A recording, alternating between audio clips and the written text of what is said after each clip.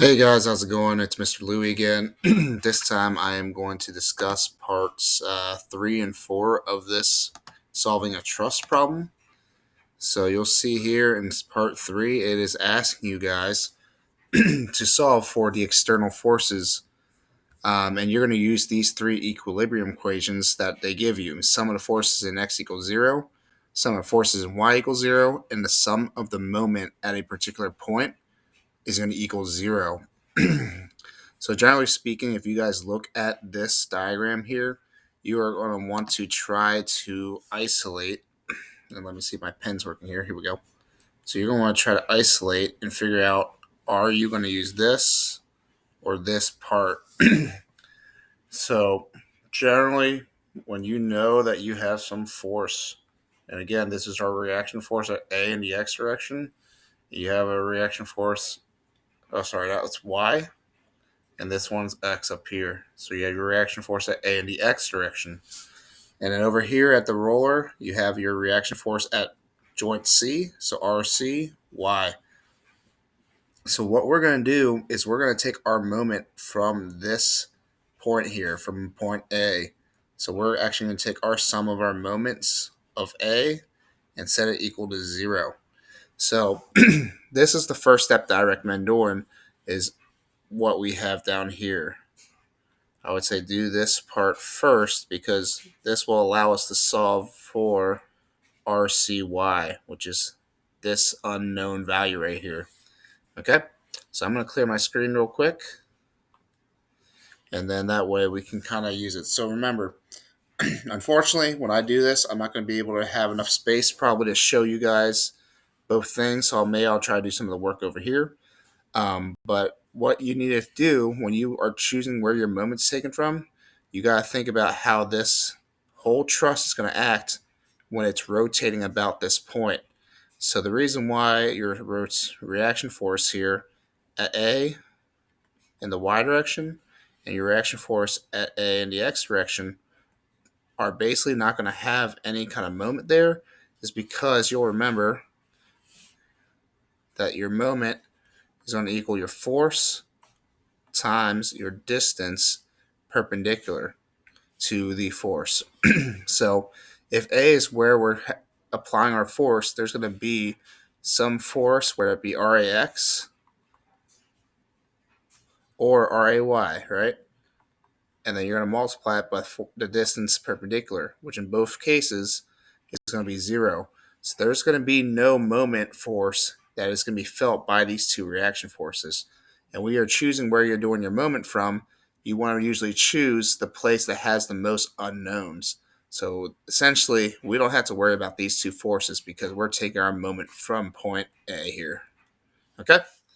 So then what you're going to want to do is look at all the other forces, though, and figure out what moment or what rotation force are these things going to generate. So we have three forces here. We have our force D, we have our force of B, and we have our force of E that are all pointing down right here. So you can see that this force of D is 1,000-pound forces. Force of B is 250-pound force. Your force of E is 500-pound force. But they're all going down. So what I want you guys to think about is, with this particular thing, how do these forces, if we're looking at force D, force B, and force E, if they're pushing down on this truss, okay, and I'm going to draw this here in purple, if they're pushing downwards on this truss, how is this thing going to rotate? So hopefully if you guys take a second to think about this, you're going to realize that if point A is where we're pivoting from here, over here at point A, then you will see that all those forces are pushing down should be pushing it and rotating it clockwise. So do you guys remember if clockwise or counterclockwise is a negative or positive moment? We'll get back to that in a second because now we're going to go look at the other force that we have. So we're assuming that the reaction force in Y at point C is going up, okay? So if it's going up and we knew that the forces that are going down are generating a clockwise for a reaction or moment, that means that this force must be generating a counterclockwise moment. So CCW is counterclockwise, CW is clockwise.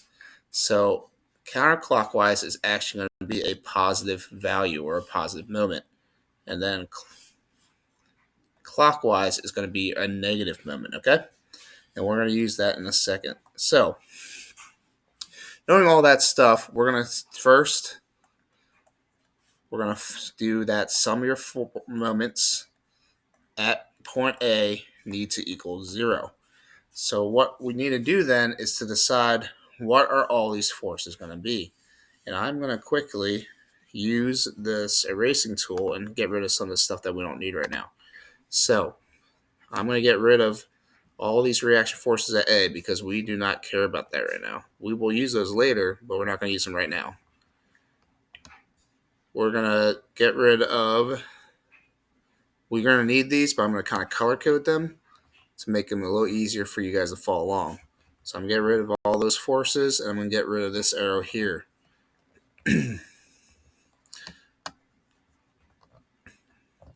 So I'll leave the clockwise and counterclockwise because we will kind of use those. But for now, let's kind of look at all these individual forces here. So first things first, we have this red force, okay? We're going to use this red arrow, and we're going to call it force of D, right? FD. And that's going to equal 1,000 pound force. So we want to write our knowns and unknowns. We can kind of write them over here just so we have them somewhere. But we know FD, and that's going to equal, sorry, I probably should have written that as F. Let me get back to the pen here. So our knowns are going to be F of D, was that 1,000 pound force. We have F of B, which is that 250 pound force. We have F of E, which is 500 pound force. And then that's all the knowns that we're given. But our unknowns are going to be our reaction force at A in the X direction, our reaction force at A in the Y direction, and our reaction force at C in the Y direction. So there you have it. We have a bunch of knowns, a bunch of unknowns. So what I'm going to do first is I'm going to color code this to make it a little easier. So here you go. This is our force of D.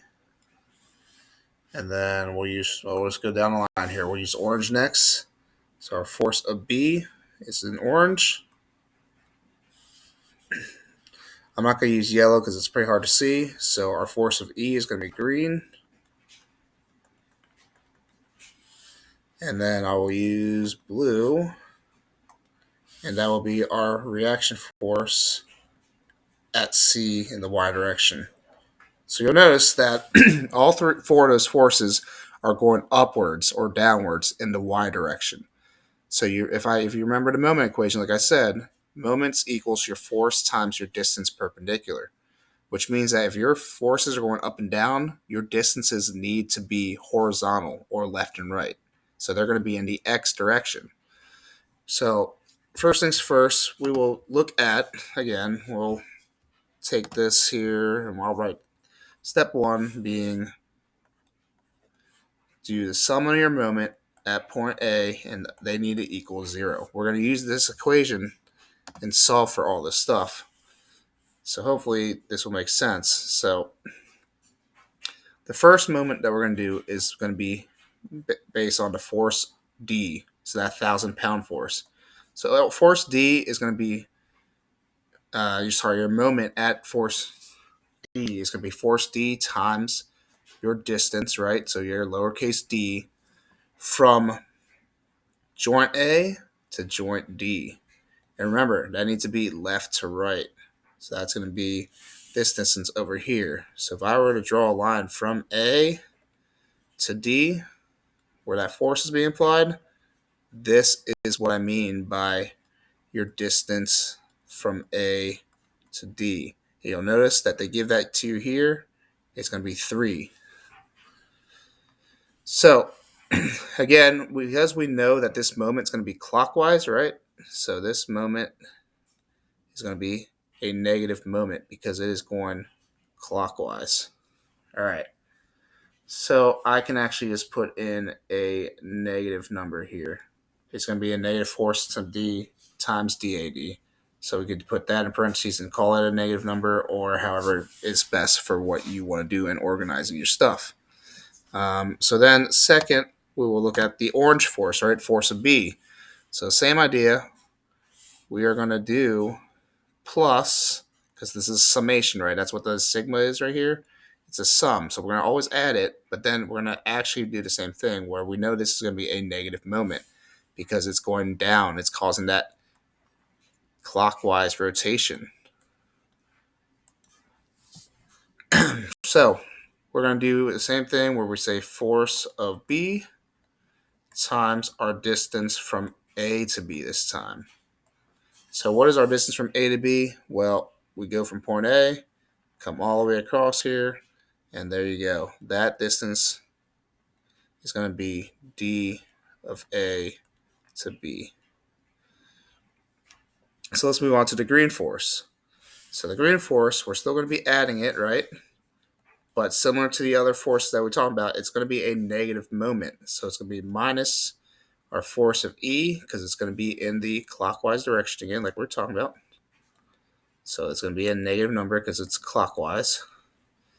And then it's times your distance from A to E.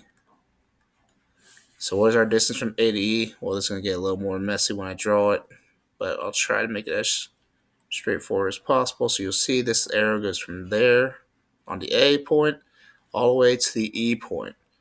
So this green line here represents your distance from A to E, which ends up being, 3 plus 2 plus 2. So that would be 7. So the last thing we have to worry about here is basically going to be our reaction force at Cy. We don't know what this is, right? That was one of our unknowns. So this is actually what we are solving for, RCY. So the last part is you can do plus, and then again, this one is actually, we're assuming it's going to be rotating clockwise, or counterclockwise, excuse me. So since it's rotating counterclockwise, that's a positive moment, right? And that would mean your force, or your reaction force, so RCY times your distance from A to C. That would be that part. And then all of that ends up equaling 0. And again, guys, I'm just going to write it at the beginning of the equation. So 0 is going to equal negative FD times AD minus FB times D of AB minus FE times D of AE plus RCY times D of AC. Okay, so to simplify this, I'll write it all right here in black just so you guys can see it. So it's going to be negative FA, or FD, excuse me, times DAD. And I'll put them in parentheses. Minus FB times DAB minus FE times DAE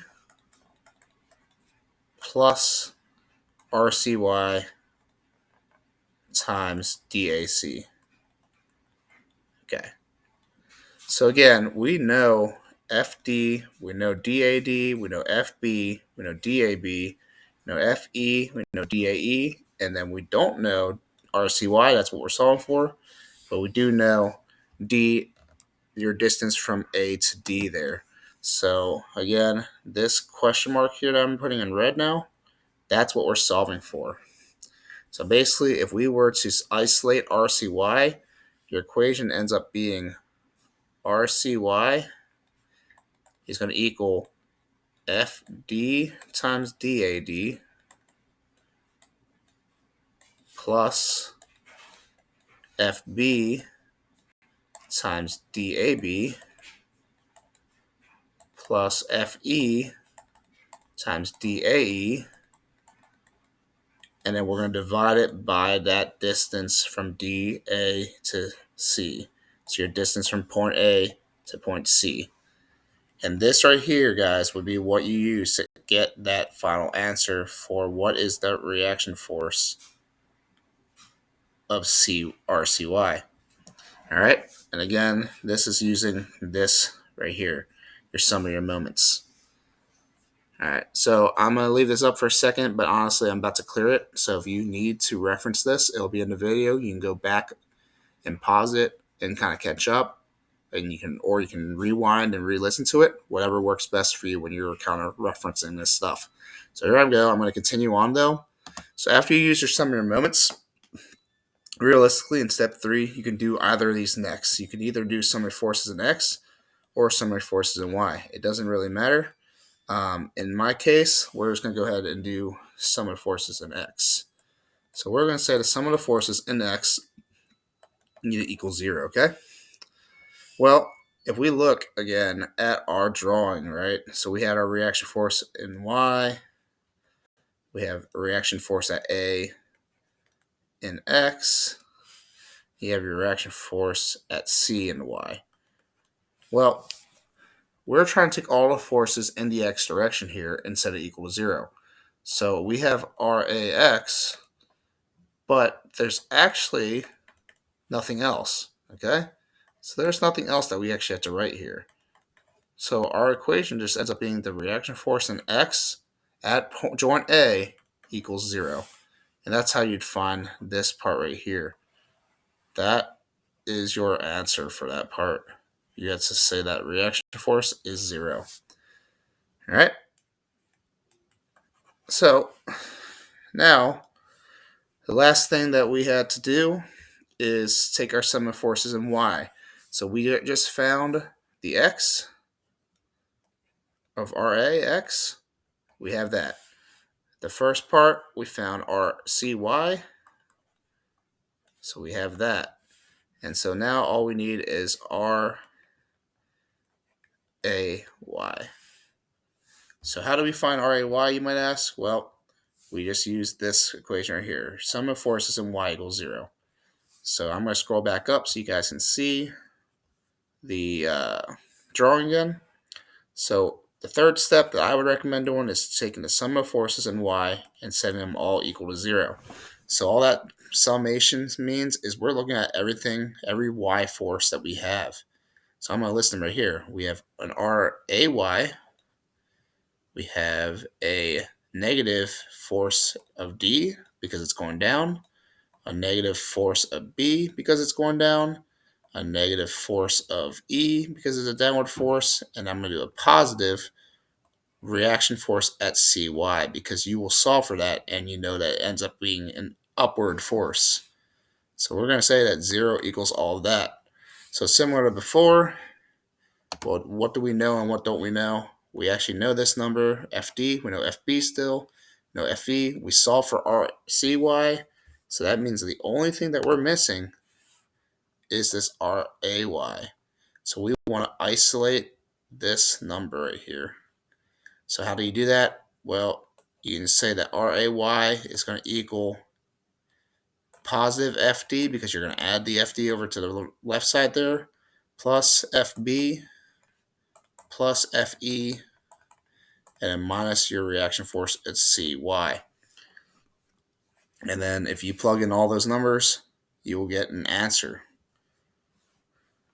So hopefully that helps clarify how to do step 3. Step 4, they're asking you to solve for these angles, okay? So one thing that seemed to really get people confused initially is, well, how would I solve for this angle? I know a lot of you guys were trying to use, say, sine, or you might be trying to use cosine. But the easiest thing that you guys would want to do is actually use tangent. You're going to use the tangent, and I'll show you how on one example, and then I would expect you to be able to kind of take what I show you and apply it to this. So remember, SOHCAHTOA is your cheat. SOHCAH and TOA. All right. So what is SO? SO is saying that the sine of some angle is equal to your opposite over your hypotenuse, okay? And then ca is your cosine. That's what C of ca stands for. So its cosine of an angle is going to equal your adjacent over your hypotenuse. And the last but not least, your tangent, TAN, of your angle is going to be equal to the opposite over your adjacent. So the one thing that I noticed a lot of you guys are doing, and I'll draw this in blue just so you can see, I'm going to do angle 1 here, theta 1. So I'm going to solve for this, and I'll show you how. But basically, this triangle here, from A to D, and then straight down, you can make a straight down line here, right? And this could be a triangle that you use. Well, if you draw it straight down, that means your right angle is right here. So your hypotenuse is going to be opposite of your 90-degree angle, right? Which means that, excuse me, this ends up being your opposite angle or opposite side because it's opposite of the angle that you're solving for. So then the closest side to your angle that you're solving for is going to be your adjacent. And that's why you can use your tangent of theta equals your opposite over adjacent, because they give you a value here, that's your height, and they also give you a distance right here that relates to your adjacent number. So in this case, and I'll write it down here in blue, in this case, you can actually say that your tangent of some angle theta, in this case theta 1, is going to equal your opposite over your adjacent, which can also be written as your tangent of theta 1 is going to equal 3 over 3.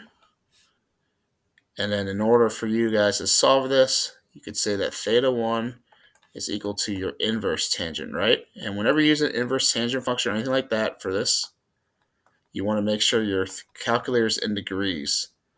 And then that means that theta 1 ends up equaling 45 degrees. So that's how you would use this. And so you could use that same idea where you can split these triangles in half. So that way you always have a right angle triangle, and this long side is going to be your hypotenuse.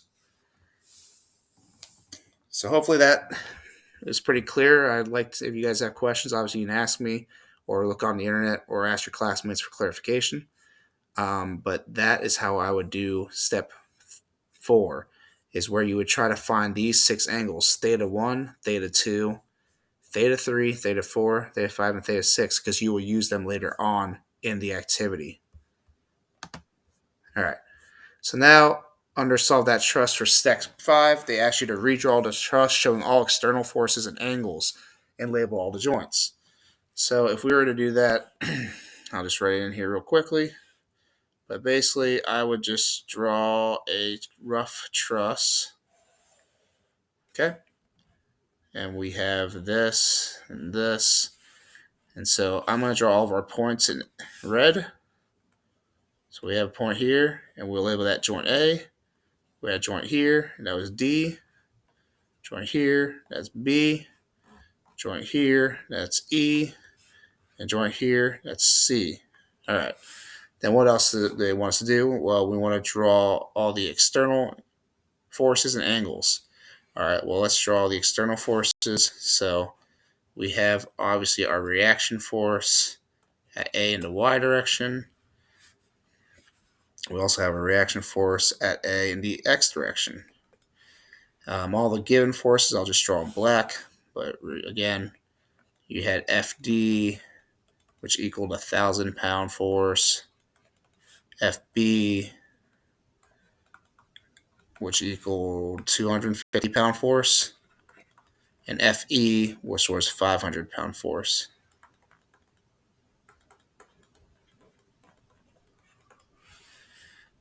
And I would actually put what you got for your answers there for RAX and RAY.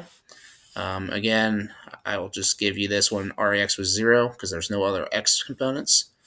And then last but not least, in purple, we'd have our reaction force at C, at joint C in the y direction, and what was that equal to? And the last thing you would do, again, is kind of fill in what these thetas were equal to. So theta 1, theta 2, theta 3, theta 4, theta 5, and theta 6. Okay? So you would actually write as much information so you can kind of see your truss as complete as possible. All right. So the next step is kind of where things get a little more difficult. They give you guys a hint by saying you will need to take the sum of the forces in the x direction as well as the sum of the forces in the y direction. What I'm going to do right now is I'm going to stop my video and then we'll continue this on in the next video.